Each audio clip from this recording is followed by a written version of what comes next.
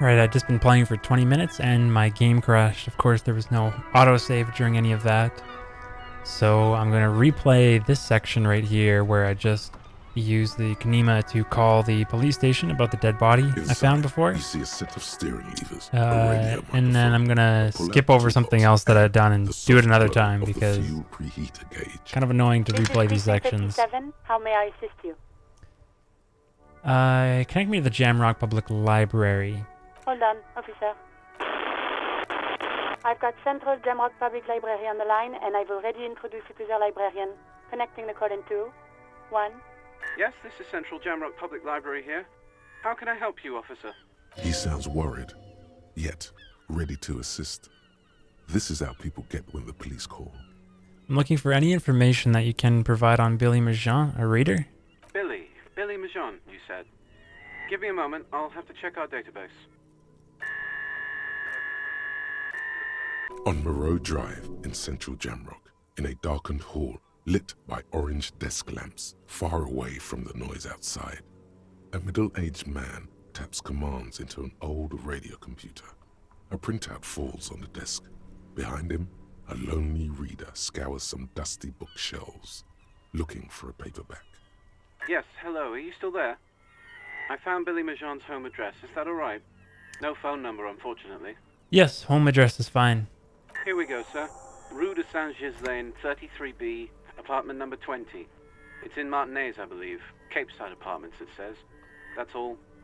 That's where the smoker on the balcony lives, isn't it? Do you have any other information on Billy Majan? It says here that they returned their last book just a few days ago, but I wasn't at work that day. Do you know someone who was? Marie? Marie? Do you remember a reader named Billy Majan? They returned a Tybalt book the other day. Yes, it was my colleague Marie. She said that it was Billy's husband who returned the book. He also asked for this new sci-fi release, Lowe's Radio City 87, but we don't have it yet. So Billy Majan's a woman, not a man? How'd your colleague know that it was her husband? Marie knows Billy. She's been working here longer than me. Sometimes her husband returns some books for her. And then goes for a little drink later, on the lookout. Thank you, that's all from me. I have no other questions. Happy we could help. Goodbye, officer. Anything else you need from me? I need to report a dead body on the Martinez boardwalk. One moment. Can you please describe the body? Age, sex, cause of death? An unidentified middle-aged man, height 170 to 175 centimeters, dark hair, medium build. Looks like he slipped, fell through a hole in the boardwalk, and hit his head against the metal bench. We suspect he might have been inebriated when he fell. There were bottles all around him, and traces of vomit on his shirt. Any signs of violence? There might be a sequence killer on the loose. A sequence killer? Are you suggesting that this might be connected to the case you're working on? No, we are not. There is no evidence to suggest that this man was connected to the lynching, or that we are dealing with a sequence killer here. It looked like a simple accident to me, Alice. No field autopsy necessary. No field autopsy necessary. You can hear her quickly typing in the background. What about his belongings? Did you examine his clothes? He was wearing boots, trousers, and an old leather jacket with a bright blue lining. I found a library card in his pockets. Any information on the library card? It's from Central Jamrock Public Library. Belongs to someone named Billy Majan. Good. You have a lead. Do you and Lieutenant Kitsuragi want to take the case, or should I assign it to someone else? We're taking the case. I have assigned the case to Lieutenant Kitsuragi. Please follow up on this library lead to identify the man. We'll send someone to take the body to the morgue. Yeah, I just did that. Thanks. That's all for now. Thank you for reporting in. Is there anything else I can do for you? I'm done for now. 57th, over and out. In the cabin, you see... Drop a quick save because my game crashed when I interacted with this box right here. The dented yellow mailbox greets you with its graffito and bullet holes. I knew we'd get to use this mailbox for something. Other than kicking? You drop the white envelope in the darkness. It lands with a soft thud on what sounds like a couple of letters. About a week's worth of mail as collected in there. They'll empty this very soon. Probably did the right thing. You can't trust that slug, Everard. You know he's going to play you somehow. All right, let's go back to Everard. If we don't mention anything to him, he won't know before it's too late. Good point, Lieutenant. First, though, we have to take a stop in at the apartments. Check this wall again, see if Just anything an new ordinary here. wall. Nothing to see here. Except there's a 3% chance. Let's do it. Yeah. Why? Why must we stop to... No reason. Now very paranoid, and I want to keep saving.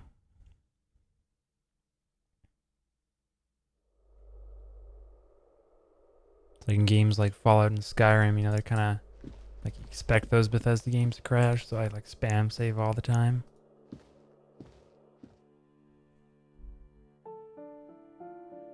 But in this, I think that's the first time got like 45, 50 hours in this game. First time it's ever crashed, I believe. A weathered brown door. The number reads 20. Something smells good. Soup allons, yo. The lieutenant motions to you to go ahead and knock. This is the door. You already know it's the right door. This is going to be so hard. Don't knock! Just leave! You don't need this! You don't need to sad it up! Hello, who is it? And someone turns down the radio. Is this Billy Majon's home? This is the police. Please open the door. The police? A moment, please. Give us a moment. Tidying up. Nervously. There's fear in her voice. Come in, the door's open.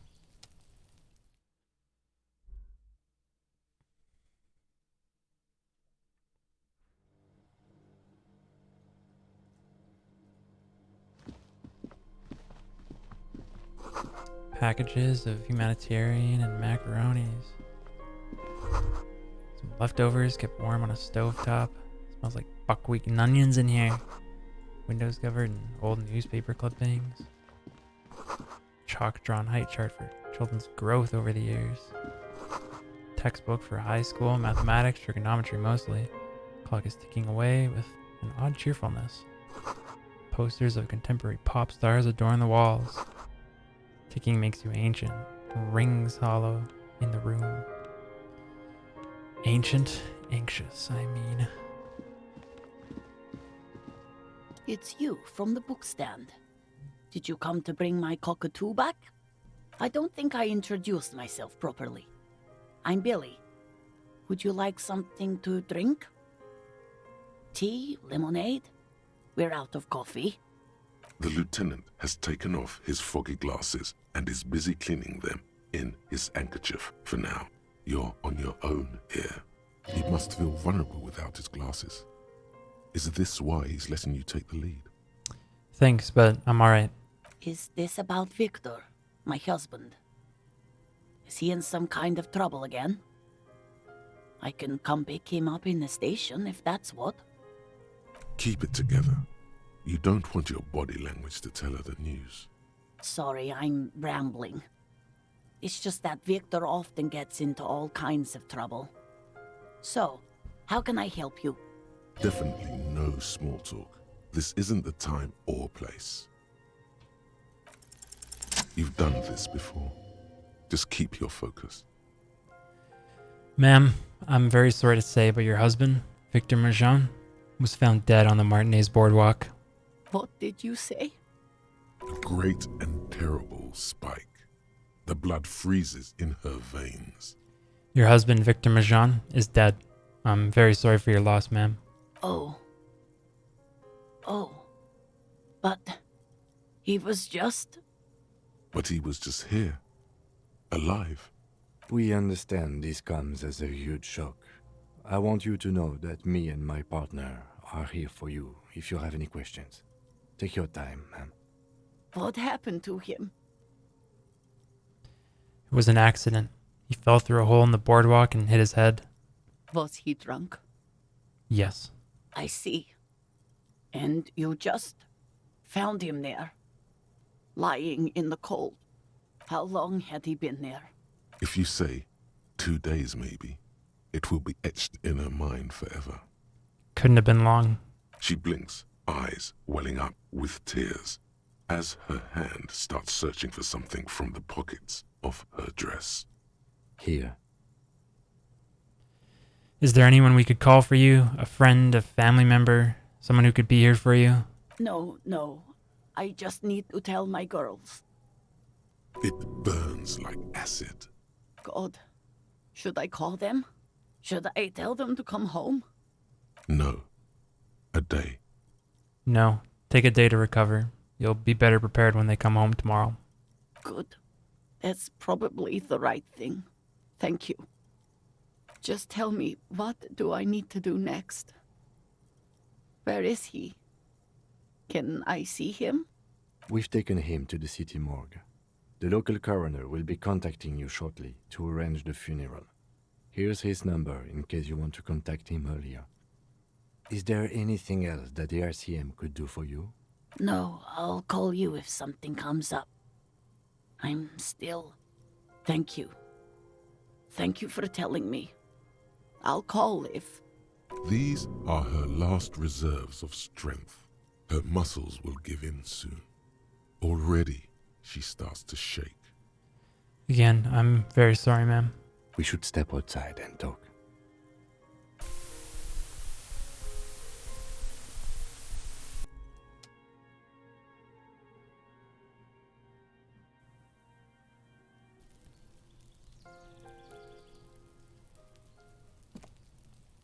You did well. What now? I'll call the station when we're finished with the day, and let them know the name of the deceased. What about Billy and her kids? They'll manage. Right? This is closed then. Let's go. Jeez, man.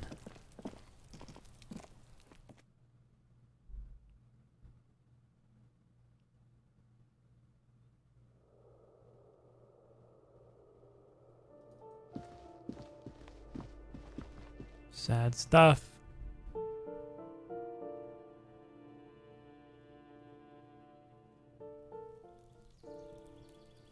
Another quick save in case my game crashes.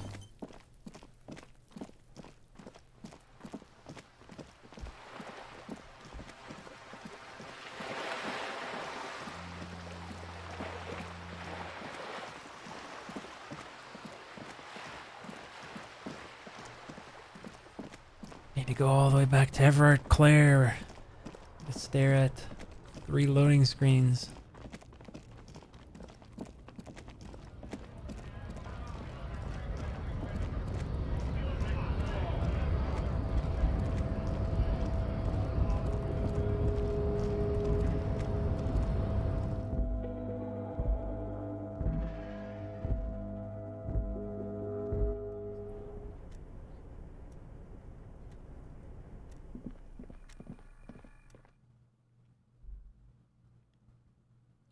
Police work is tough.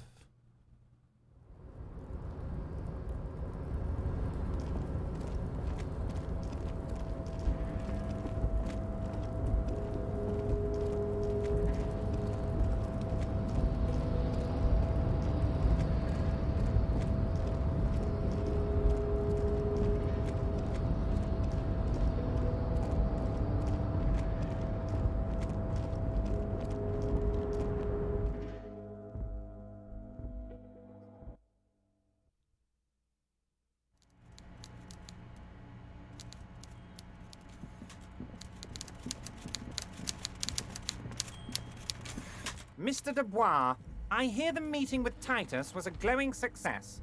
That's such a relief. Titus can be a handful sometimes.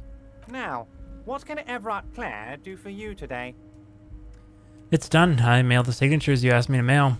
The Golden Boy returns once more. Wonderful. Simply wonderful, Harry. Of course. I already knew this. My friend, the mailman, confirms the letter is on its way. You've done a great thing today. You've given the children of Martinez a real future, Harry, and I feel I can finally trust you now. You're in my inner circle. You too, Mr. Kitsuragi. We can talk about anything. The strike, the murder, your lost gun, nothing is off the table. Oh, Bratan, you play the old man like a three-string banjo. He has no idea. Can I get my gun now? Harry, I've got to be honest with you. Your gun was found 2 days ago. Withholding this information weighed heavily on me, but it had to be done. You bastard. Your gun is with an old woman. I hear she's a character, so watch out. This must be the woman who bought the gun from Roy. The one he described as terrifying. So the gun's still with the woman who bought it from Roy. Yes, the same one. I see you've done your research. The pawn shop made the gun easy to track. Crazy stuff, Harry. Selling your gun like that? Wild. Anyway. Union Boy's gonna help you fix it. He winks at you. Don't worry, Harry. The neighbors of this old woman contacted my men because they trust me and the Debarders Union. Apparently, she was waving it around at the entrance to her building. Waving the gun around doesn't sound good. None of this does. She was waving it around at people. As I said, she's a character. I didn't have time for details. It sounds like she's unstable, but don't worry. No one got hurt. It sounds like a very disturbed and desperate individual. Can you set up a meeting? I already have.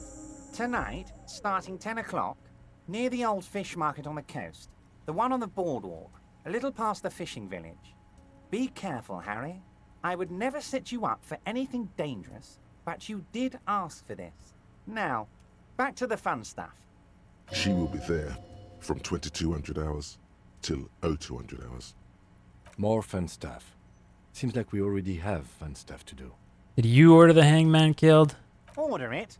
You know my men didn't kill him. They told you.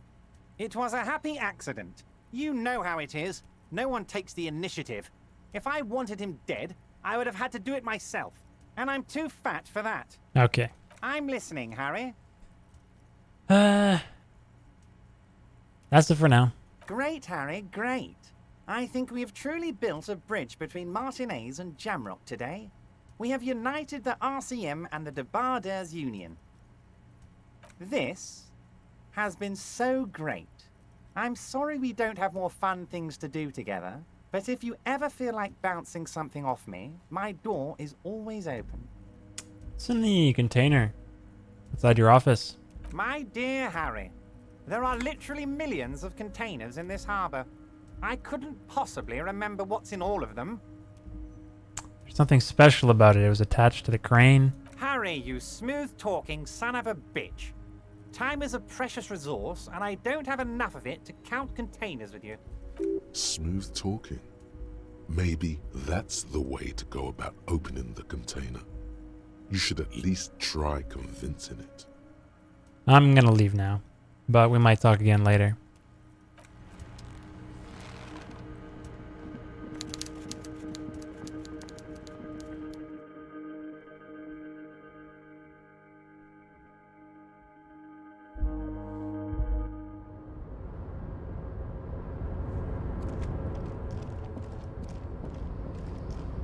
All right. Another quick save because I'm paranoid now. You're back before the cargo container. Its draw has not lessened since you were last here. Rhetoric. It's not a big deal. I would like to do this one because it's neat, but oh well if I don't.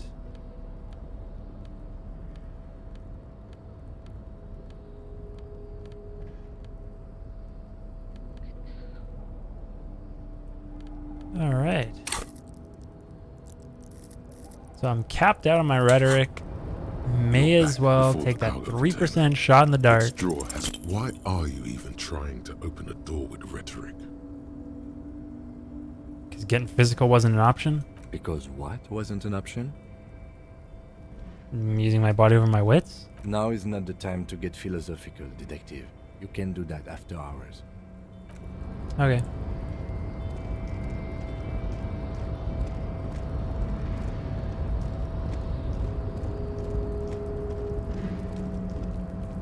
Oh, can I? Probably not, but may as well take a look. Yeah. I wonder.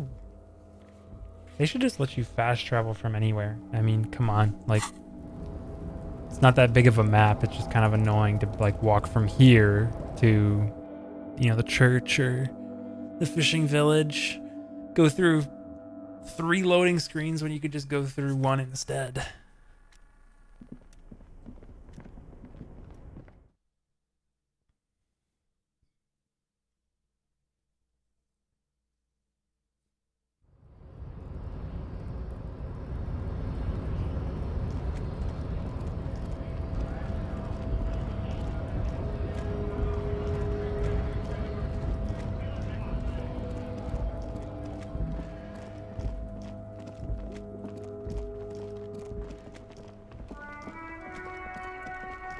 I was gonna go and sell my bottles, but I figured I don't need them.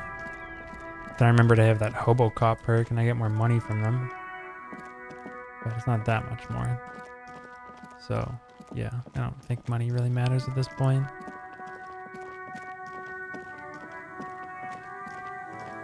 I'm not really trying to treat this like a completionist, get all the armor, buy everything. I just wanna do the cool and funny parts.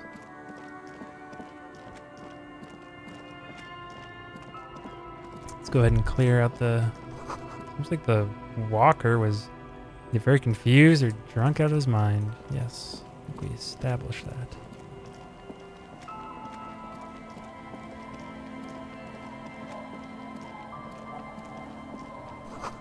What are these doing at the fish?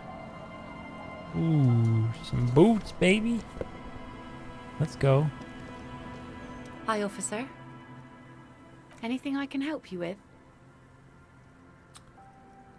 That depends.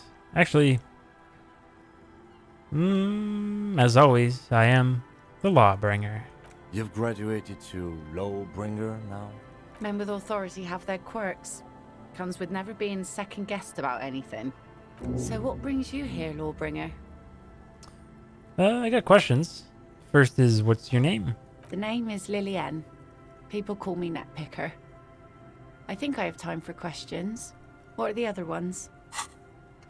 Let's go ahead. I have plenty, things to internalize here.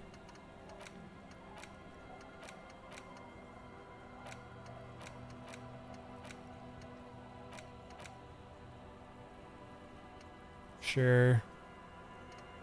See what that does. Ask her about the cool sword. Helps to break the ice. Nice sword. Does it come with a story? Unfortunately, the factory sold this one with a 3-year warranty instead of a story. It's to intimidate folks mostly. It is imposing.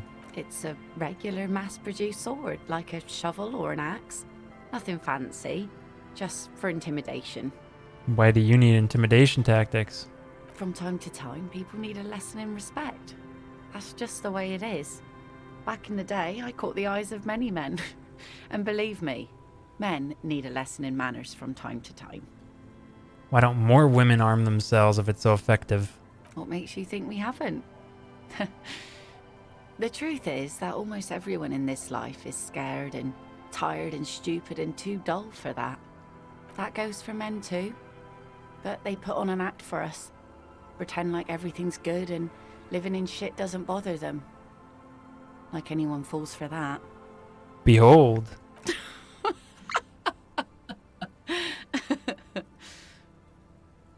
Not bad. You like it? Sure. It looks as if you could face down any horror in the world with that same unchanging grin. It's like a shield. The traces of her laughter are still there, in her eyes, fading fast. So where are all the men now? Some went to patch their wounds, their lesson learned. Others were more thick-headed. And one of them, I ended up marrying. Where's your husband now? Gone.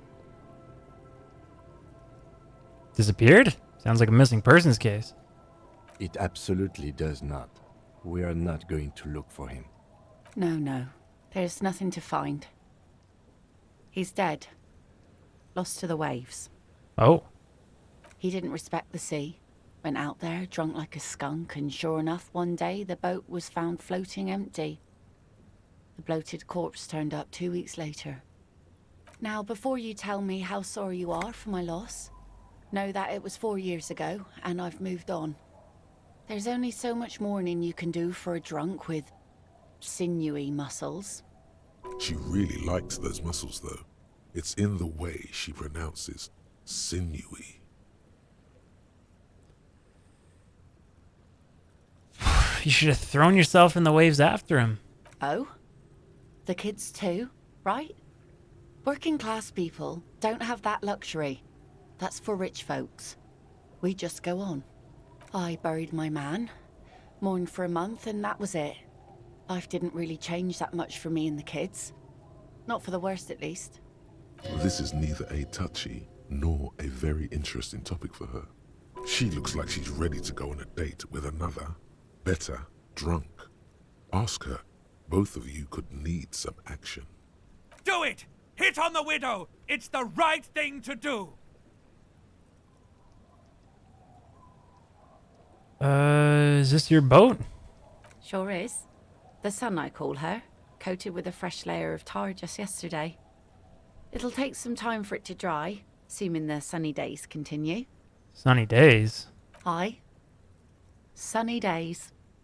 You got a problem with that? No, ma'am. We have no quarrel with sunny days. Good. It would have been bad news had it turned out it wasn't a sunny day. Bad news for the skiff, bad news for the nets, bad news for the kids. There's a moment's silence. She looks at the slushy snow melt on the yellow belly of the boat. When do you think it'll be ready? Something we have to check out on one of the islands. The origin of a shot. Shot, huh? The boat will be ready when the sea turns and the winds settle. You can't command the weather, officer. Waves wash the sand. A skiff moves across the mirror-smooth sea, far away from here. A lone passenger, a fast sloop in the distance. White sails. What do you do around here? Like I said, fish mostly.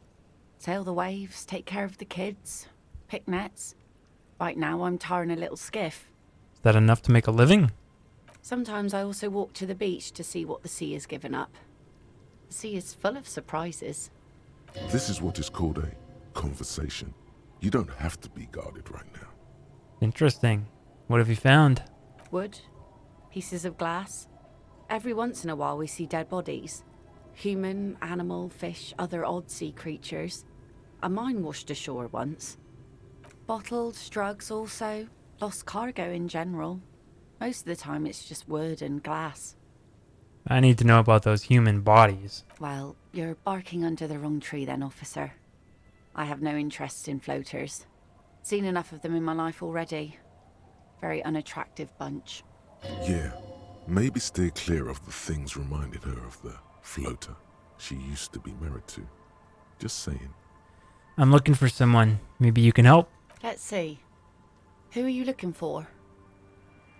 I'm looking for a suspect who might have stayed in this neighborhood. Okay. When did this person stay here? Very recently, over the past few days. She might have arrived on Friday. Oh. I've been out on the sea for most of the past week. The weather's been good for fishing, so I usually start at 4 in the morning. Really? Yes, that's the optimal time. Got to make the most of the calm. I've been sleeping like a corpse after. The sea really takes its toll. Now I'm just waiting for the wind to settle to get out there again. Sorry I couldn't help you out. Maybe I can help you find someone else. That's it. I'm not looking for anyone else right now. Well, how can I assist you then, officer? That's all for now. Be seeing you. This boat is floating freely in the water, unmoored. Oh, nice little autosave, 70 cents. Plank creaks beneath your weight.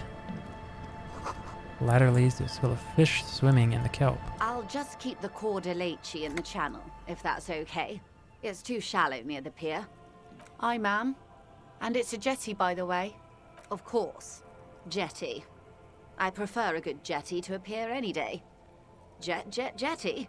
Hello, ma'am. Hello, detectives. It's good to see you here. I only just arrived myself.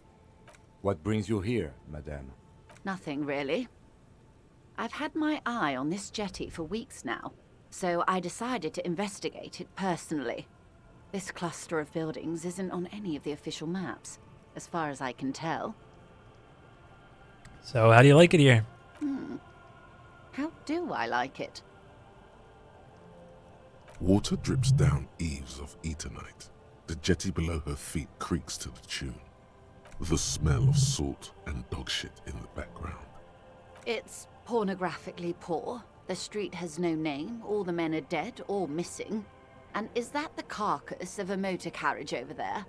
I'm surprised that woman hasn't put me to the sword yet. Maybe she will.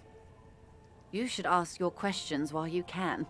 Dark eyes survey the coast leading up to Martinez. Dull grey metal rests in her scabbard.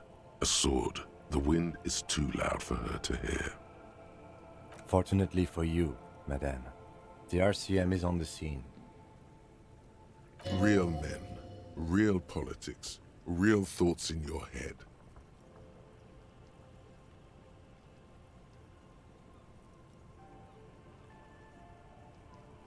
Try not to be scared. This is just how the real city looks. Oh, I'm not frightened, officer. I'd never... Above you, there forms a quilt of altocumulus clouds, twisting into each other. The wind tugs and stretches them over the bay. Their cloud shadows slide over the ruins of Revachol West. Wherever they pass, the temperature drops slightly, but perceptibly. It's early spring, and the rains are coming. An officer enters a low hut of stone and wood. Inside, weapons are piled against the walls. Rifles with splintering stocks, and swords, tens, if not hundreds. They're antiques, says Lieutenant John, the archetype McCoy, to his partner. They're digging them up from the catacombs now, fixing them. Old caches from the revolution. The children carry them up. Come May, the streets will be flooded.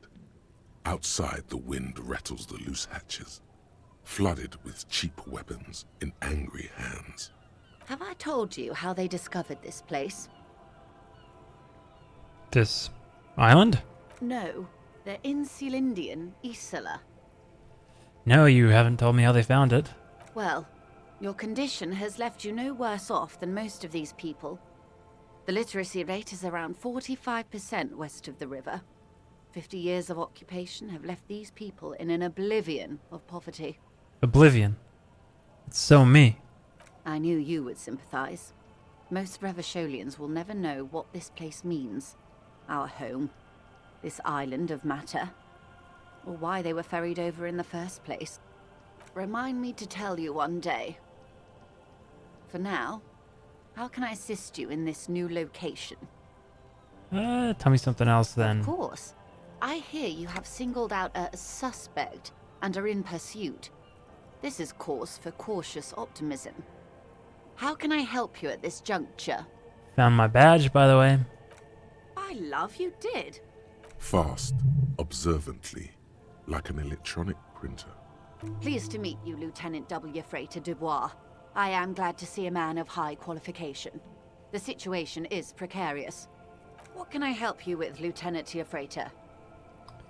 Got some questions about reality. More lessons in basic reality? My favorite part of the day. Actually, ahead. never mind. Ask That's me all for anything. now, because Glad to have been of I assistance. just can't conceptualize Little anything. that I know. Thank you. Be seeing you. Alright, there's so much more to do on the coast here.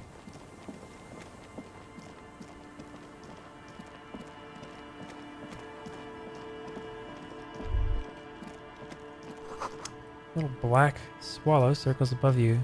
You hear it chirp.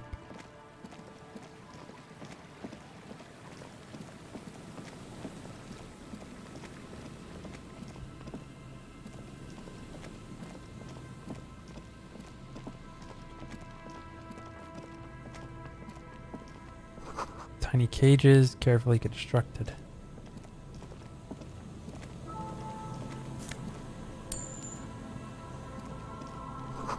These heavy military blockades are riddled with bullet holes, crumbling.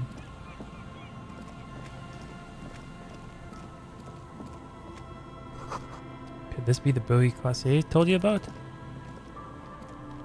A metal and plastic contraption bobs up and down amidst the trembling reeds.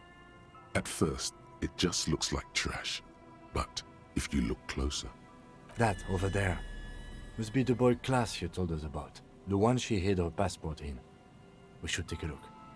You lift the boy out of the water without much effort. It's not tied to anything. The cords dangling from the bottom appear to have been cut. The number 11 has been written on the yellow plastic. It hasn't been in the water for very long, but it's already discolored and slimy with silt. A latch holds it close, but only just barely. The brittle metal of the latch has cracked. Simple construction. Very unsafe. There's something in there, splashing around. It smells like you would expect it to smell. A concentrated version of the coast. Salt, industrial slop and decay. A shot glass's worth of seawater pours out. Some algae, and nothing else. Well, damn. We're lucky it's still here. A little longer and it would have floated away. We still got here too late. There's nothing of use here anymore. Who do you think took the documents? I have no idea. Wow, this is a disaster. Everything is ruined. I wouldn't go so far as to say that.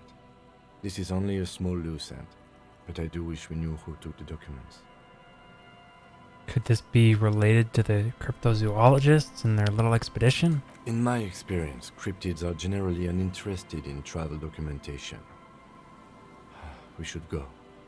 You could ask the miss what she thinks, later if you have the time, though you doubt she'll tell you much at this point. Volumetric ship compressor. Bizarre scientific news from Revachol West today, where a police officer's shit has been observed at a pressure of around 495 gigadecimals. These metallic hydrogen levels of shit togetherness were thought to exist only at the center of collapsing stars, not law officials. It remains to be seen how long the shit singularity lasts. Trailer Park Boys.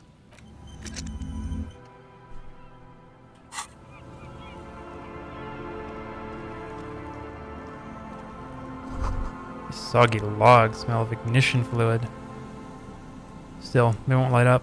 It's impossible to get a fire going near to the ocean. Hello, I'm Gary. How do you do, officer? Yellow man. I mean, officer. The lieutenant raises his eyebrows slightly and takes out his notebook. Yellow man. That sounds awfully familiar. Something to keep in mind for later. I'm just waiting for my friend Morel to finish up with his insect traps so we can return to civilization. Not a lover of the great outdoors? I like nature, just not this bloody coast. It's mostly drunks and degenerates that come here. Nobody's perfect. I'm sure you've been tempted to drink. Oh, I've been tempted. But someone has to stay strong for Revachol. Serious question time. This man is no innocent. No one is. Is this your mug? My mug? Why would you think that? His eyes widen at the sight of the mug. He's seen it before, all right. You look like the kind of guy who might have a collection of mugs like this. Home in his colonial mug collection. How do you mean? Forgive me, officer, but we've only just met. He's trying not to look afraid, because that would be incriminating. Yet he is. Just admit it, man. You put the mug in the trash container behind the whirling. Maybe. Okay. Yes, I did. I know I shouldn't have, and I am very sorry, officer. not going to fine me, are you? For 20 real, I am. Okay, I deserve that. And I won't do it again. You have my word. I don't know what got into me. Stuffing my garbage in another man's property, I've been having trouble at work lately. The Koikos are price dumping us out of competition. What did you do, Gary? Nothing. Nothing. Just answering some questions. Helping out the law. Here we go. Start pumping that sweet info. Gary, did you put the clothes of a murder victim, the man who was hanged behind the whirling in rags, into the trash container? Officer, please. Let me explain. It's not like that. Do. I was only cleaning up. I live right across the yard from where he was hanged, and I saw him stripped naked. All the clothes lying around in the yard, smelling. People are animals, you know? Yes, what happened? Then I came out to clean up the rags because no one else would. I put them into the whirling's trash, along with a broken mug, admittedly. Okay. I was coming to throw the mug away, and, well, I threw the mug there and the clothes too. Right. It was just civic duty. Exactly. That's exactly what it was. Civic duty. As he shifts uncomfortably, a series of clicks, like the clinking of glass beads against one another as they roll across a hardwood floor. You've heard this sound before. But where? You wouldn't know anything about the victim's missing armor, would you? Armor? No. I mean, yes. Of course. I know he was wearing armor, but I don't know anything about it. There's something going on here. You should observe him more closely after this topic is concluded. What's that sound? What sound? Don't mess with me. I think you know what I'm talking about. I haven't the slightest. There's lots of weird stuff out here in the reeds, though. Insects, trash. Could be the wind shifting some garbage nearby. Every day, the wind shifts the reeds and whatever was left in them. Tambourines and condom wrappers, plastic and glass bottles. The smell of decay. So how'd you get into the trash container? I know a guy who works with the trash collection services, CS Municipal. He gave me a master key for the trash containers of Martinez. Why would you need to get into everyone's trash? So I can use the Whirling's trash compactor to store my own stuff. Garbage disposal is expensive as hell. The damn Hemians run it like a mob. I'm sorry, okay? I thought I could cut costs. I shouldn't have. I shouldn't have disgraced myself. Disgraced? No need for the histrionic, sir. It was, after all, just a trash container. He studies his reaction. Gary doesn't answer. Let's move on for now. I hope I could help your investigation, in my small way. Don't be so relieved yet, Gary. This bad cop may have been in your apartment, admiring your mug collection. Perhaps a little intimidation?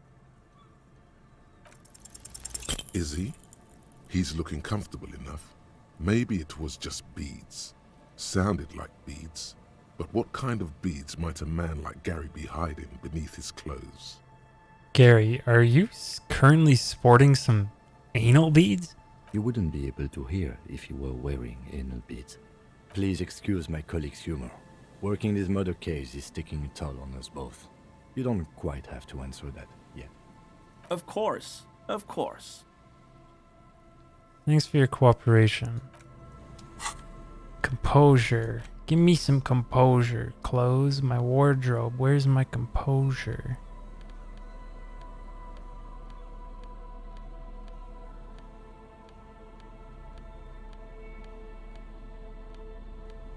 Non-existent.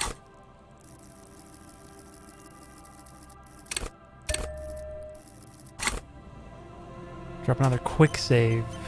Always a pleasure to see an officer of the law. I mean, officer. Why are you shifting around, man? That shirt looks very uncomfortable on him. Look at the buttons, barely keeping that thing together, as if something is ready to rip out from underneath. This massive musculature? No, he's scrawny. Try again. Something worn underneath it? Yes, like a piece of ceramic armor, for example. One that makes a clicking sound when the plates meet each other, resembling pearls or marbles, stolen from the corpse in the yard near where he lives. I see you're a connoisseur of high-quality combat gear. I knew you'd figure it out, officer. I'm sorry I didn't tell you at once. I was ashamed of what I did. And I didn't want you to know. This shame is surprisingly sincere. Gary, what's going on? Later, Morel. Gary. I've got apologizing to do. No, you've got explaining to do. Why'd you lie to me, Gary? Because I was weak. I should have told you the moment I saw you. But The hell, Gary? You in trouble? I'll explain later. Give me the armor now.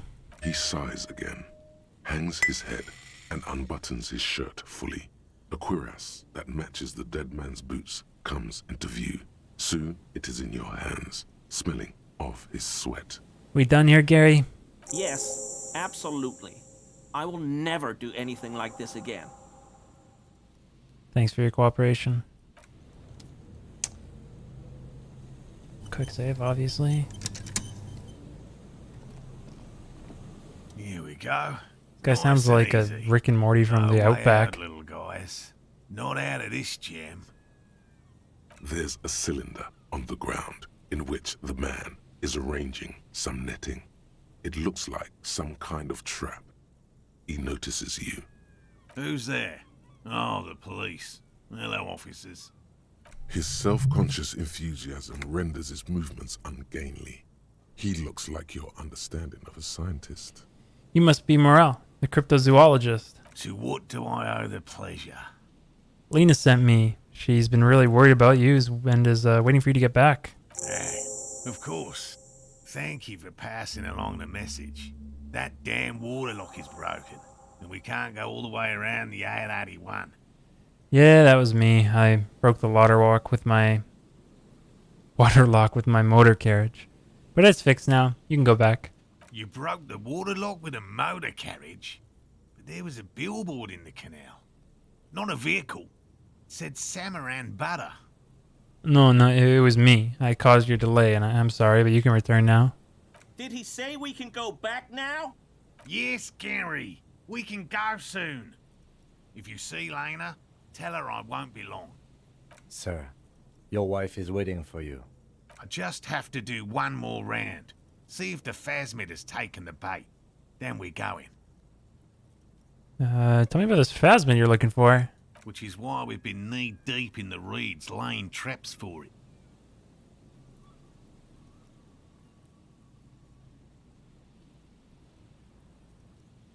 Interesting. That piece of dialogue didn't read his whole line, so I'll do my impression of it. Well, first of all, it's damn difficult to find, which is why we've been knee-deep in the reeds laying traps for it. What makes it so difficult to find? Good question. Being a phasmid of the order Phantasmodea, a ghost insect, it disguises itself as plant matter. In this case, the reeds. Awful lot of reeds around, aren't there?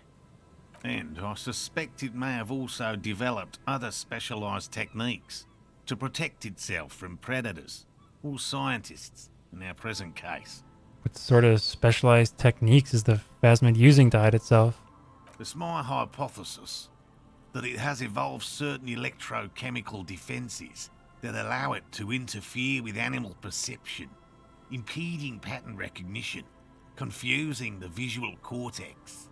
But I cannot describe how these defenses work, much less how they evolved, without studying a live specimen. Yes, it makes perfect sense. You're beginning to suspect there's something paranatural about this phasmid. How big is the phasmid? I'm expecting it to be quite giant. One known species of phasmid, called the Megaphasmodea zoensis, is about the size of a grown man's forearm. So, Seems puny, to be honest. What have you discovered about it so far? Very little, I'm sorry to say. No one's ever captured a specimen, so all our information is based on first and third-hand accounts. So no one's ever found one? Not yet. That's what makes it a cryptid. Just out of curiosity, if there's no proof of its existence, how do you know it's real? I know it's real. By which I mean, I've heard enough first-hand accounts to believe quite firmly that the Insulindian phasmid is more than mere superstition. Lena said that there's been a sighting of it here in Martinez. Yes, the most recent sighting was by a couple of teenagers along the coast here. That's what brought us to Martinez specifically. It's the first credible sighting in several decades. Admittedly, it's an unusual location for this species, but with all the sewage runoff upstream, it probably doesn't matter much anymore. Maybe the Insulindian phasmid has died out? I have to resist the thought. Such an extraordinary creature is doubtlessly highly resilient. After all, it's generally thought to be capable of parthenogenesis. Got it. Parthenosis. Parthenogenesis, meaning the females don't need males to reproduce, makes it easier for a species to survive in adverse conditions. It arouses no special feelings in me. And it shouldn't. Nature does not concern herself with ethical propositions. As a scientist, my interest is strictly dispassionate. There's nothing dispassionate about the way he talks about the insect. Tell me more about these traps. Well, they may not look impressive, but Lena designed them quite cleverly, so I'm sure they'll do the trick.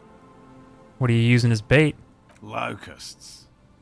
Nearly all known phasmids are herbivores, of course, but we've hypothesized that the Insulindian phasmid might occasionally prey on other insects. Inside the traps, a number of locusts crawl and tumble over one another in a tiny, chittering swarm. Let me ask you about something else. Yes. What? How did you become a cryptozoologist? I've just always liked animals and puzzles. Searching for cryptids is a bit of both. He seems reluctant to talk about himself, but he'll open up, if you prod a little. So you're living your childhood dream out here. It's not child's play, just because I have to traipse through the mud every so often. You ever discovered a cryptid? No. Very few cryptids are ever discovered, and not for a lack of trying. To stay hidden is a cryptid's primary quality. It's even in the name, cryptid. So how many cryptids have been found? Of the list of cryptids kept by the Cryptozoological Society of Chemney, which is 4,082 items long, about 2,000 have been confirmed as hoaxes. 2 are categorized as confirmed discoveries. The rest are in differing stages of discovery, refutation, and data collection. Only 2 have been proven to be real? Yes, the Chateau Quan forest pygmy, who turned out to be an extinct species of primate, and a cave salamander from Yugograd, who is, honestly, quite unremarkable. It's in a zoo somewhere. We cryptozoologists are brutally honest with ourselves, more so even than the public. With cryptids, most cryptids are hoaxes or they are never found. That does not mean we should stop searching. Then the Insulindian phasmid will be the 3rd. Indeed. If our expedition is successful, every paper in the world will report on it. From Revachol to Dushantu. It will be a zoological miracle. The hair on your arms stand up. Electricity. Sounds like reeds hissing. Thanks for explaining. Now, something else. Yes?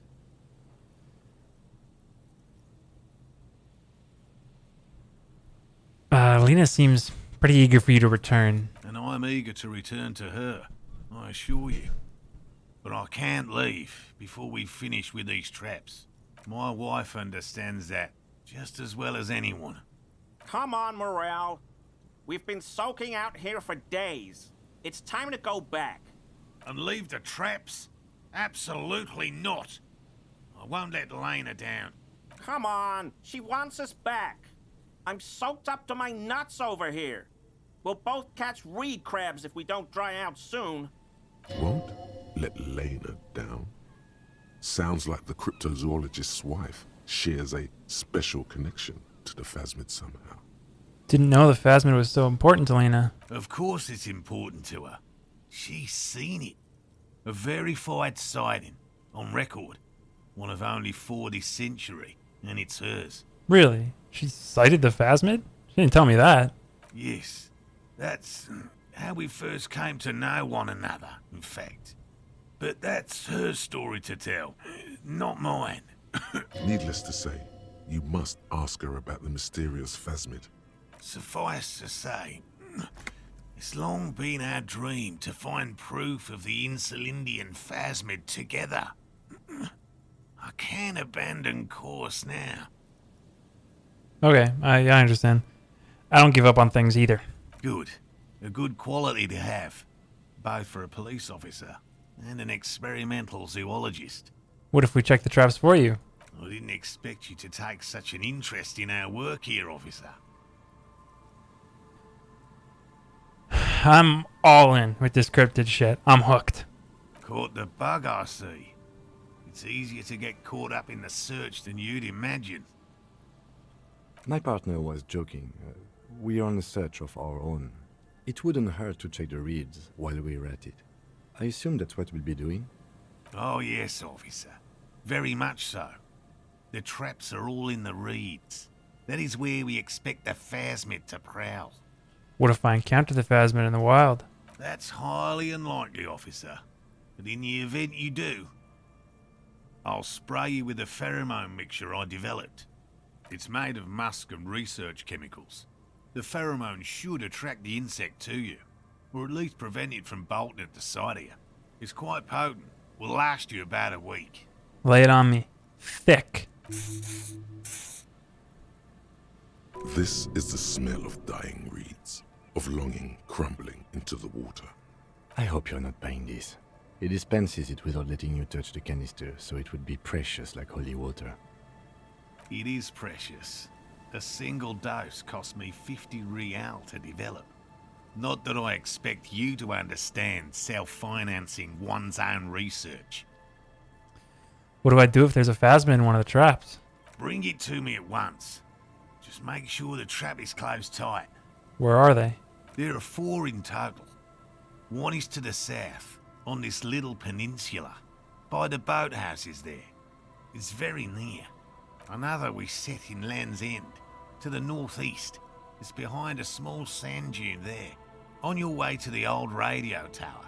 The third is set near the canal, where you crossed, by a concrete slab. You should check at least one of those before returning to this one, since I just said it. This one's more of a technicality, but still, better safe and stupid than sorry. Let's get to it. Right, which means you two can pack up and go back to the whirling. Whatever he thinks about this detour, it's clear that these men are exhausted and in need of assistance. Finally, someone's talking sense. Thank you for your help.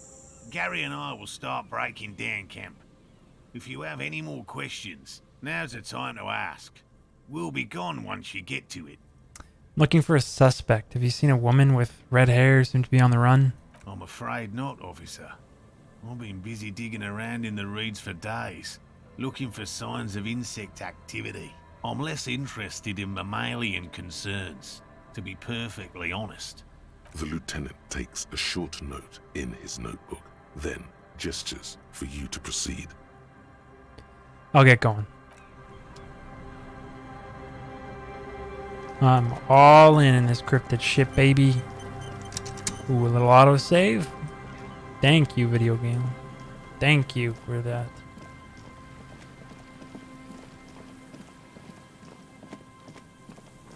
Yeah, time to take a little tour. The light vanishes inside the concrete slit.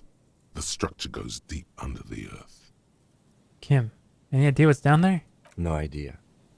Could be connected to one of the buildings around here. We might find Ruby down there? We might find her down somewhere. There's an old storm drain system beneath Martinez that's mostly collapsed. Revachel's sewage system has been built and rebuilt 4 or 5 times now. In conclusion, she could be under any building. But not in there. I hope not. Oh! There's no echo and no answer. What's in there? Maybe it's just a storm drain for the sewer. Alright.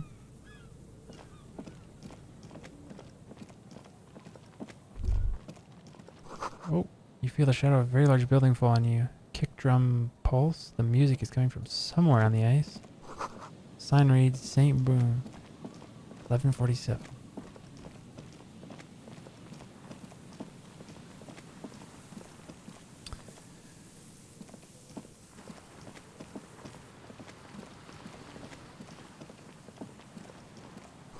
These rusty gears used to turn the whole machine. Chain of trails off into the ocean. Chain trails off into the ocean? To who knows where? An old door, worn by elements, guards the depot. The wind has blown a sand dune in front of it.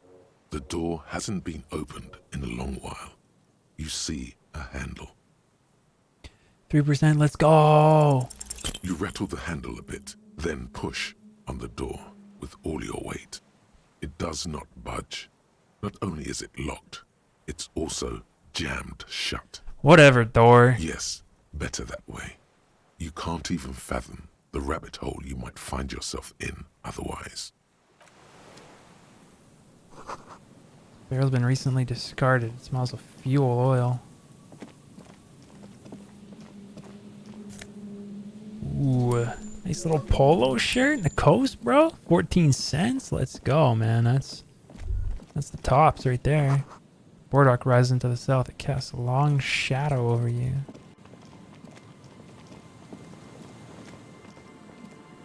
There's a trap in the reeds at your feet. Looks like the same one you saw Morel set before. The reeds shake sadly in the coastal breeze. Snow specks the stalks. Most of it melts quickly. The wind picks up here, near the cape's end, surrounding the narrow strip of land from 3 cardinal directions. Locusts are crawling around in the trap, confused but uneaten. You see no carnivorous reed phasmid gorging on them. Big surprise. Anyway, 1 down, 3 to go. Damn, I was hoping it'd be in the first one. No, you weren't. Yes, I was.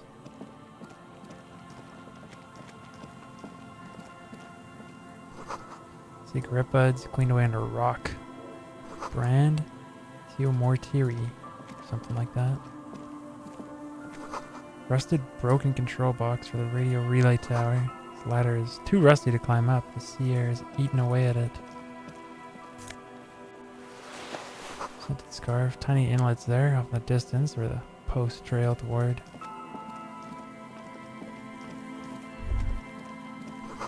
Take a mental note.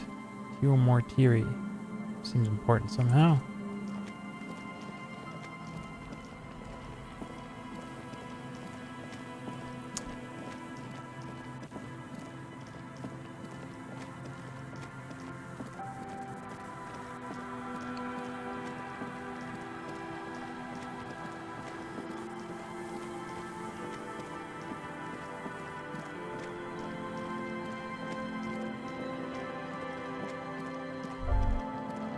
Winter, slow to let go of Revachol, flecks some more wet snow from above. The snow falls lazily, making the beach sand paler still, mixing with the rust-colored sewage runoff. And to think, it seemed as though it were already spring. How does it feel?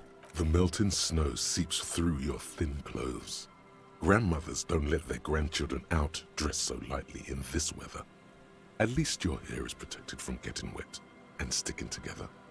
You look around. What's in the west? More winding coastlines lined with abandoned buildings. Crumbling piers, salt water lapping at their dark piles. grey and red forgotten city blocks, what remains of the pre-revolutionary effort to gentrify the coast. Beyond that? The waters turn black, Coal City in the shadow of San Martin, a boom town. Back when coal extracted from countless shafts near the city was needed to power Revachol. No more.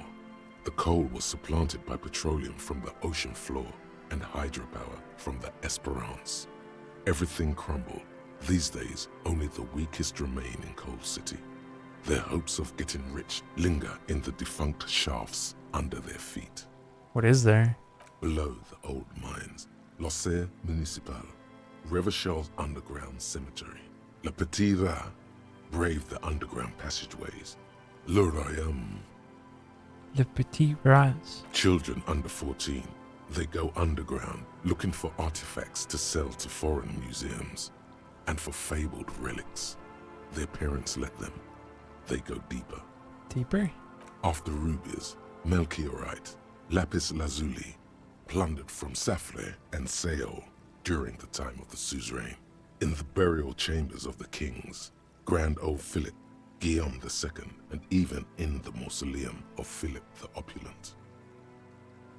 2 kilometers underground, in a winding shaft along whose walls mirrors have been placed, so that daylight may eternally fall upon the richest of all the kings. The mausoleum contains untold quantities of gold, and that special, purest of the pure magenta cocaine, favored by Revacholian royalty. Did someone say untold quantities of cocaine? Drop everything immediately and go looking for this hoard. Few Petit Rats return from the shafts. Even fewer find what they're looking for. A small child steps out of the black tunnel with silver trinkets in her pockets. All around her, white snow on the extinguished coke furnaces and on the weather-worn shacks where fathers beat their sons after drinking. The snow melts on your fingers, turning to water. What's in the east? The canal you crossed to get here and beyond it. Martinez proper, the district the police forgot to police. There is laughter, lights, attempts at entrepreneurial activity, cynicism. Someone is scraping snow off their windshield at the roundabout, in the midst of which a statue of Philip III serves as a destination for grade school field trips and a fine perch for winter birds. That's all? Like all monuments, it's also a warning. 6-story ruins on the south side of the roundabout cast a long shadow over the profligate king. And further? A fenced-off yard. There's a truck belonging to a logistics company parked next to the gate. Bright light from a building behind the fence reflects off its hood. What's in the north? The abandoned church, one of 2 remaining stave churches, which were collectively called Les Sept Sœurs. The other 6 sisters were destroyed during the Revolution. Further north? A serpentine strip of land weaving its way into the Martinez Inlet. Unfortunates on the run from the law, from themselves, sometimes hide out on nearby islets. Little dots in the ocean that are occasionally submerged when the tide is high and the weather foul. And on the islets?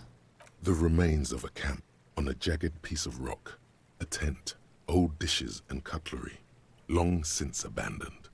A hermit crab scuttles among the debris, looking for a new shell. Further out, the lights burn bright on Resurrection. Way beyond Martinez, a popular spa destination for ample-bodied Ozon kids with equally ample pockets. And on the other side of the inlet? Then there's Ozon, but the snow falls too thick. You cannot see that far. Before that? Before the curtains are drawn? The Bay of Revachol. Vastness, great depth. Over 1,200 meters at its deepest.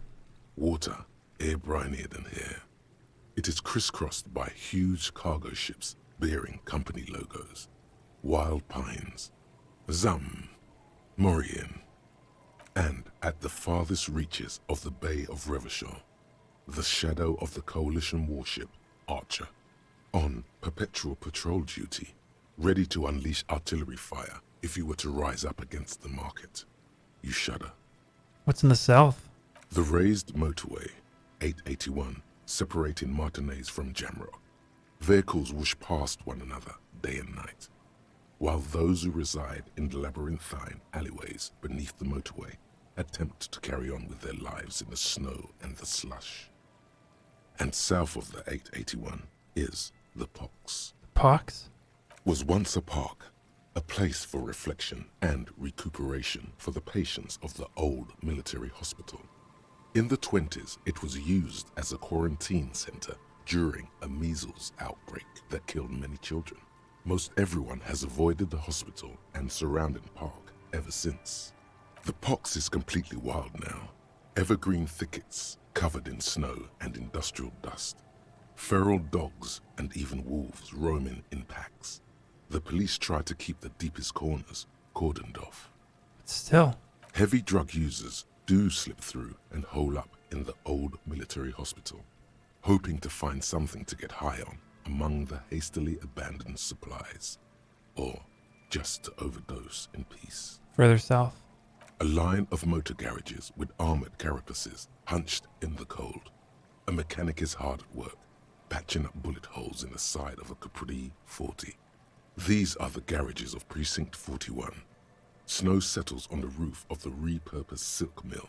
It serves as your station. Shivering RCM personnel hurry in and out of the main entrance. Around you, the snow continues to fall. To the west, the ocean swells. No, it was home. I want more. The stairs descend to central Jamrock. A man named Cooklove has a snow-covered stall there in the market across the bridge. He sells kebab infested with fly larvae to your colleagues who believe eating it will make them immune to food poisoning. Snow falls on the utility district, the library, the florist, the Sarah Mauritian restaurant that offers homemade wine, and also on the brothels and drug dens and the chop shops of the Zemlyaki. All of this built around a lake that formed in a meteorite strike. At the center of this lake, there is a little ship. There are lights at the bottom of its hull. They are lights directed toward the seafloor, looking for something, like whiskers. For what? A chill comes over you, crawling down your back. The sand under your feet is wet. Somewhere in the south, tarpaulin flap in the wind. Where's Ruby? Near. Snow falls into dark water. She prays, though she doesn't believe. There is a hum in the air. That's all. What's below me? Layer upon layer of sand, poisoned with industrial runoff. The storm drainage, hidden bunkers. Rats scuttle. Tell me a secret of the sands, Wind. Someone stuffed a big old polar anorak into a concrete pipe under the boardwalk. It would keep you warm.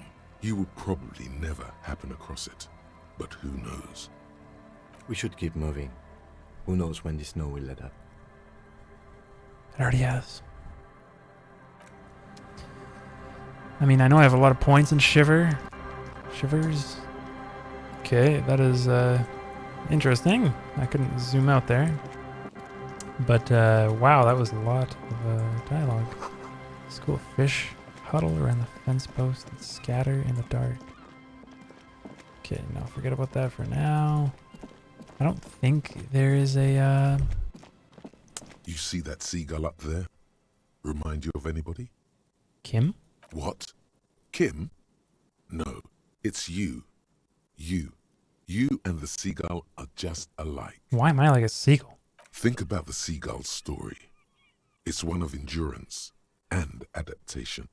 The seaside was paradise once. They were birds of that paradise. Then their paradise became shit city. And what did they do? They became urban survivors, eating burgers out of trash cans, killing and eating pigeons. No time for that sentimental bullshit. They're hustlers, getting shit done. They're one pair of track pants away from gangsters, just like you. Fucking right. Whatever it takes to survive. I am the seagull. Own it. Steal hot dogs. Shit in the sand. Whatever it takes to keep going. Quick save, of course. Okay. Yeah, I was about to say, I think I was about to say two different things. One, that there's a lot of Shivers dialogue, even though, of course, I have points in Shivers. And two, I don't think there's a cryptid pit trap over here. Trashed was an unending party. A pole secured into the ice keeps the tent erect. More tribalistic markings. This post is covered in little humanoids. A pane of Eternite has been planted into the snow. Barely. Push it down. The pane falls into the icy snow with a soft thunk. Up. We should ask that girl on the ice what's going on here. A little later, Kim. Want to finish this one train of thought before I get involved in other stuff. Let's look for these cryptids.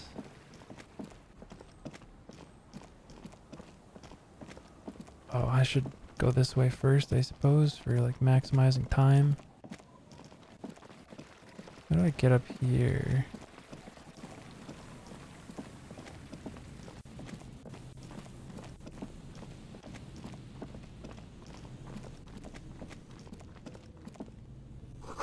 No boat in the boathouse today.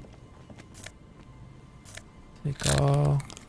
There we go, that's what I'm looking for. A familiar apparatus lies among the reeds. Another one of Morel's traps, weighed down by stones to keep it in place. This trap is also full of panicked locusts. No sign of any cryptozoological beast inside. Another empty trap.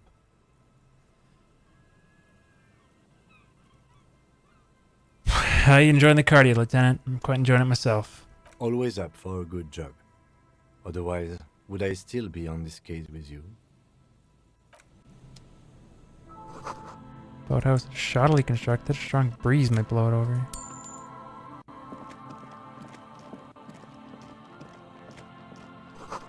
Ancient paint is peeling off the roof of the shaded bench. Sign says Entree into duty or something like that. An old ticket taker booth, no longer in operation.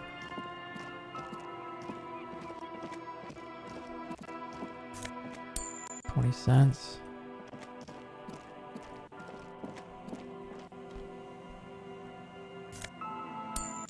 $0.60.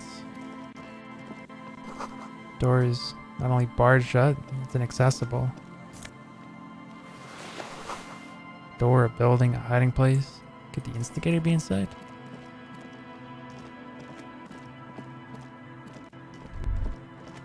A scattering of bullet holes is spread across the cracked wall, reaching from one corner to the other. Unable to piece together the big picture just now, there's a hole in their hypothesis. Okay. The scattering of bullet holes looks like one giant smiling mouth, smiling its deadly smile. Look, Kim, even more bullet holes. Something's definitely gone down here. Correct. The density of the bullet holes is unusual. Even in a general average bullet hole frequency in Martinez sense. Grim affair, meaning this is a lot of bullet holes. Looks like fully automatic rifle fire. Something you don't see these days. The lieutenant also nods. It is quite a scene. The two of you standing next to the broken wall of an abandoned building, nodding along. Two officers of the law against the world, nodding in unison. It is your source of power. The bond of camaraderie between you is palpable. The lieutenant is nodding so hard it looks like his head is about to snap off his neck. The lieutenant matches your nodding pace. He's a true professional at this. The nodding's reaching critical mass. You can't take this much longer, Captain. A small bead of sweat runs down the side of the lieutenant's face as he maintains his nodding. It's too much. You can feel your vertebrae starting to crack, your muscles groaning. As the lieutenant takes out her handkerchief and softly taps the sweat off his temple, a faint crack echoes through the coast. Abort! Abort! No. Shit, it's too late. Shit! Fuck! Hell! Busted the neck, did you? Glad I stopped when I did. My neck was really starting to hurt. Don't worry, little man. Now, we should get going.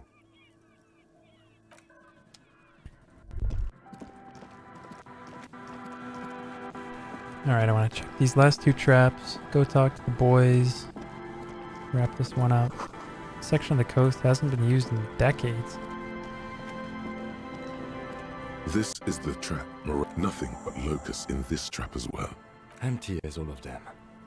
One more of these and we're done. Bummer it wasn't here. I'm just glad we haven't found some poor cat trapped in one of these.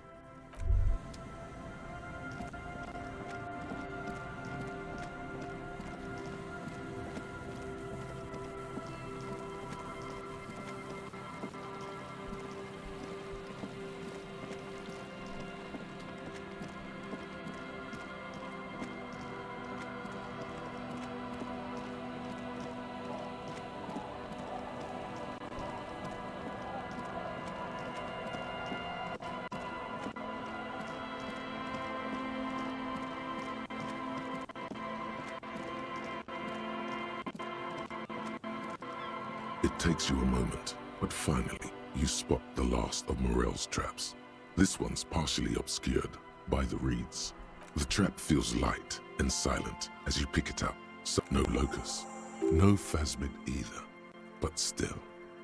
It's empty. Your voice echoes on the coast, carried by a gust of cold wind. Well, the bait worked on something. This doesn't mean it was a reed monster, though. Unless you see one in there. I just see an empty trap. The netting is a little untidy, messier than the others. Like someone or something picked up the trap and shook it before dropping it back down on the ground. What if it was the phasmid? What if it ate them and got out? Right. Anyway, that's for the cryptozoologists to figure out now. We're not cryptozoologists. We're cops. A cold gust of air dries your sweaty face, and you look to the dark shadow of the felled building in the distance, drawing you to it. What a strange sensation. Once this is done, should you ask the wind again? Had decades-old concrete defenses. Children play on them now.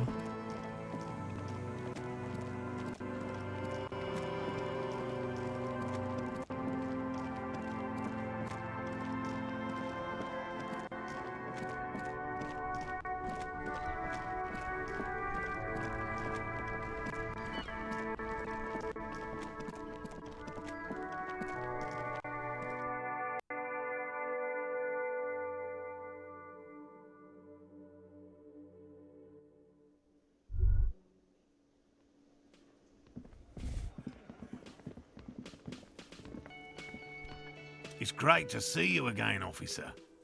My wife can't wait to thank you. Go on, talk to her. Oh, sweetie, I don't even know how to thank you for finding my husband and helping him out.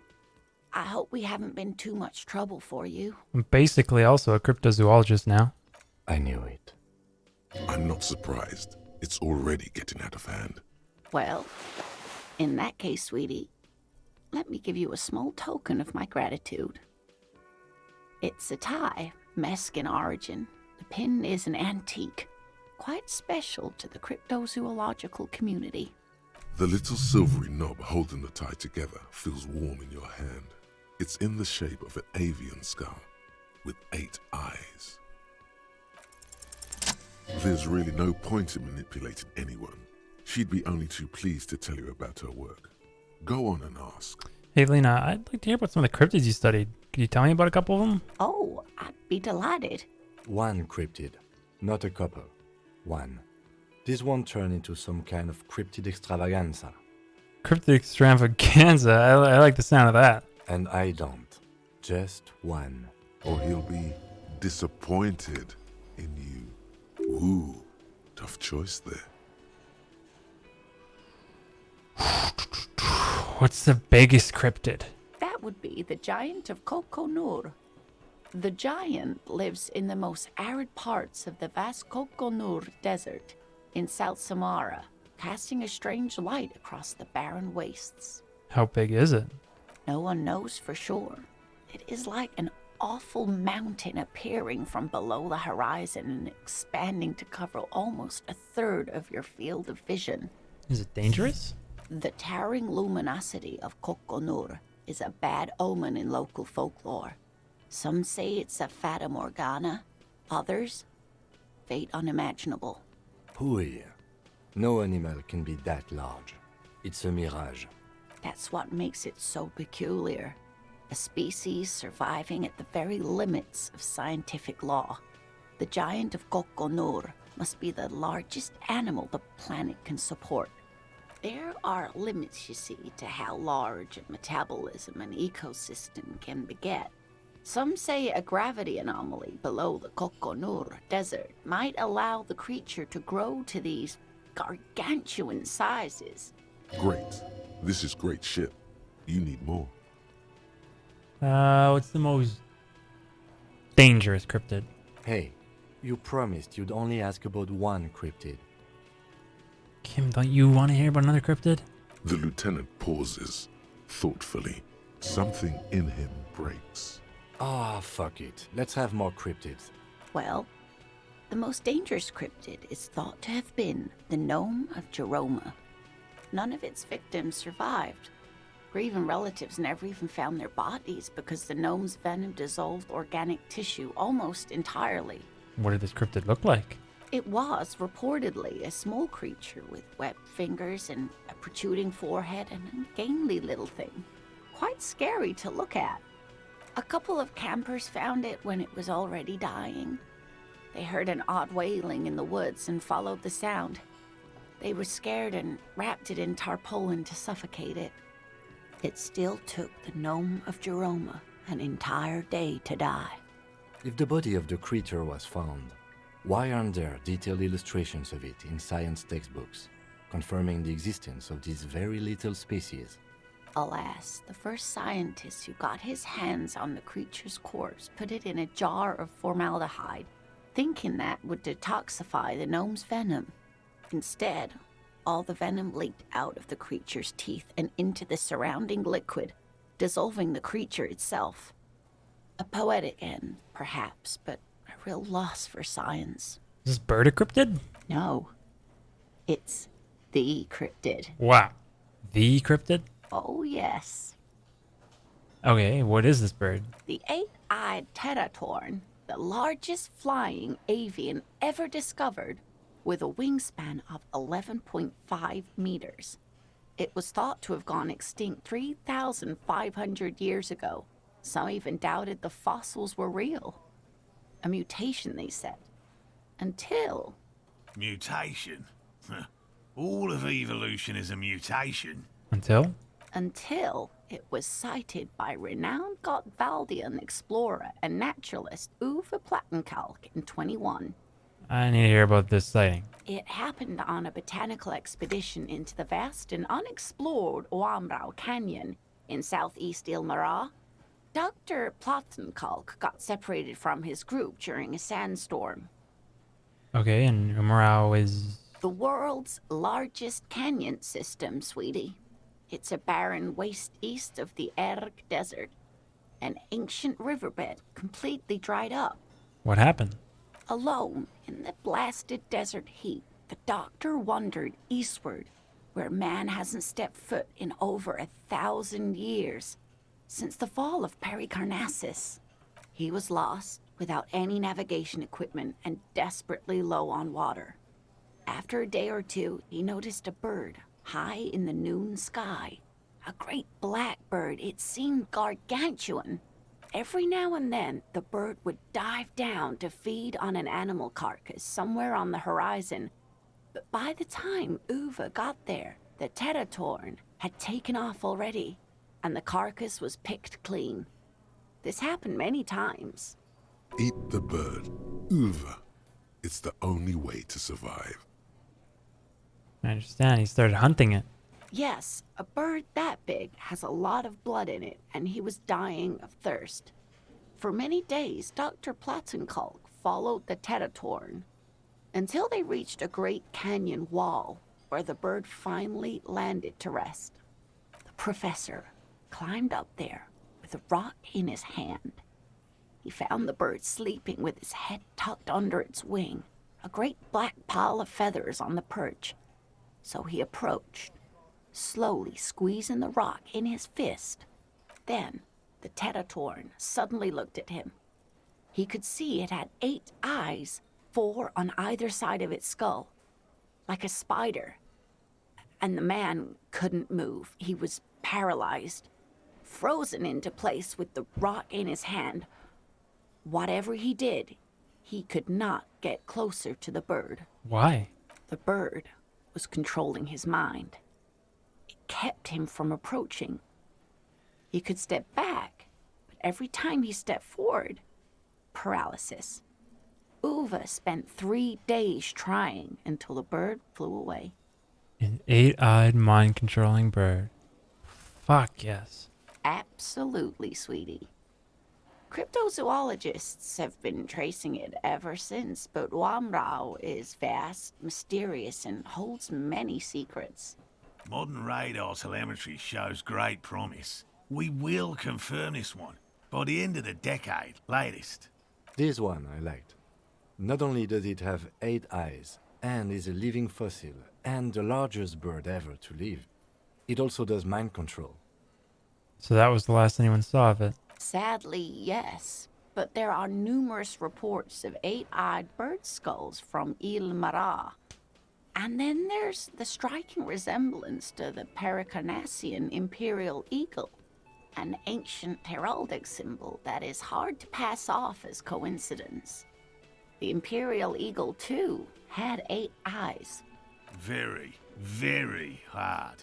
This one's very famous. Everyone knows it. People will be looking at that tie on you and thinking, that man is into cryptids.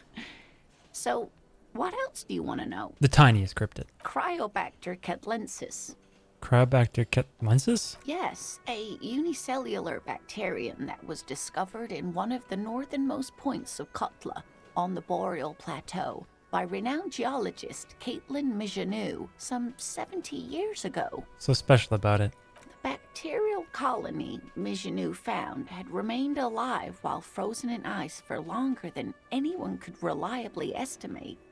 Certainly from before recorded history. Mijanou disappeared shortly after injecting herself with the bacteria she had brought back to study, no doubt in hopes of prolonging her own life. I intend to live forever too, as a symbol. Everything has a price, sweetie.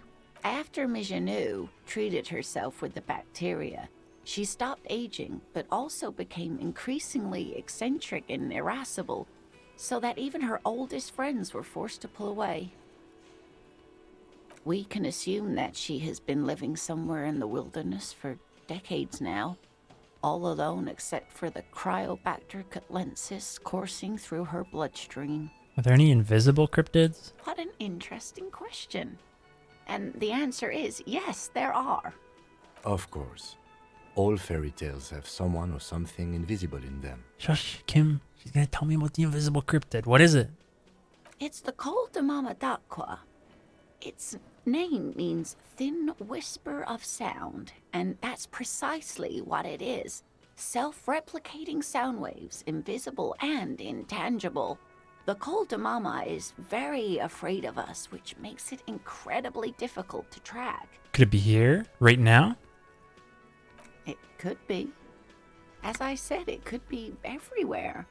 And we wouldn't know any better. It could be ringing all the days of our lives and nights. Maybe it's predatory. What if it's predatory? It's not. Don't worry. If it were predatory, we would have found it by the damage it inflicts.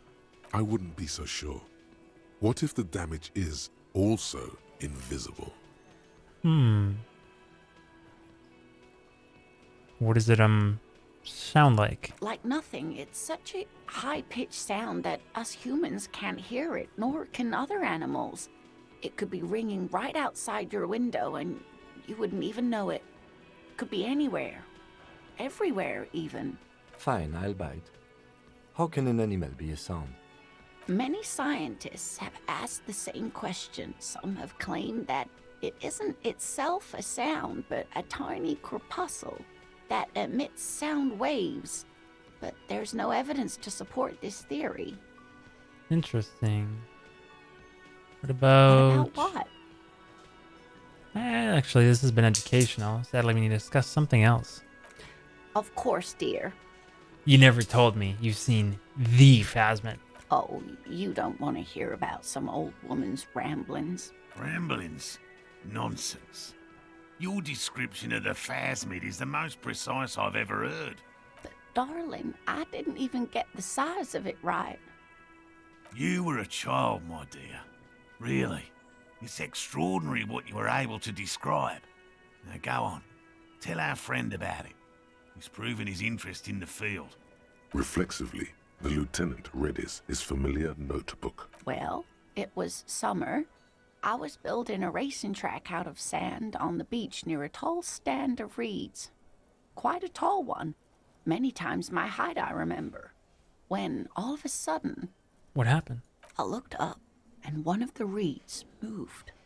Not like a plant, but like a living thing. It stood up and looked at me. Its body unfolded like some antique toy. I'd never seen anything like it. The reeds turned into a creature. She had no fear, just surprise.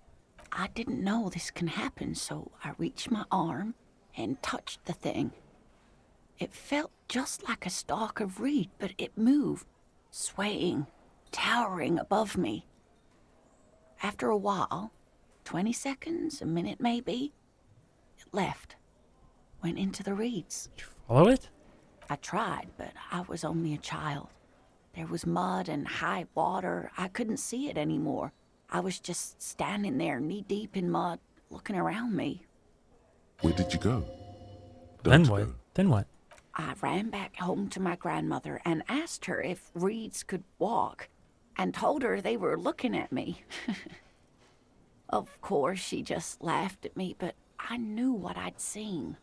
For years, it was a story I told at parties when I wanted to impress boys. That sort of thing. Of course, most people just took it as a strange, amusing anecdote. So did I, honestly. But then I met Morel. We were on a date. Can you imagine? She tells me a story, and it's the most detailed report of the Insulindian Phasmid I've ever heard. The sounds. She told me it hissed. So that's how they met. This is beyond significant for them. It did, yes. Like reeds in a gust of wind. The way it moved, the colour, how some of its limbs were white, like marble. It matched perfectly with what I know from other accounts. It was amazing. If it weren't for Lena, I might have given up hope years ago. It's no exaggeration to say that she restored my faith in my profession. How big was it? It's hard to say how big things are when you're quite small yourself. To me, it seemed to be taller than I was then, but that's probably not the case. Limbs are white? Not all of them. There is some white coloration reported, along with beige, where the camouflage ends. You were on a date? Our first, yes. What do you think of this, Kim? I thought it was a wonderful story, man. But I don't believe it. A child left unattended on a warm day. Children make up stories and then end up believing them. Thanks for sharing this with me. You're welcome, sweetie.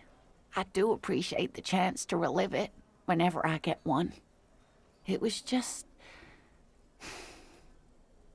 such an impossibly sunshiny day. So warm.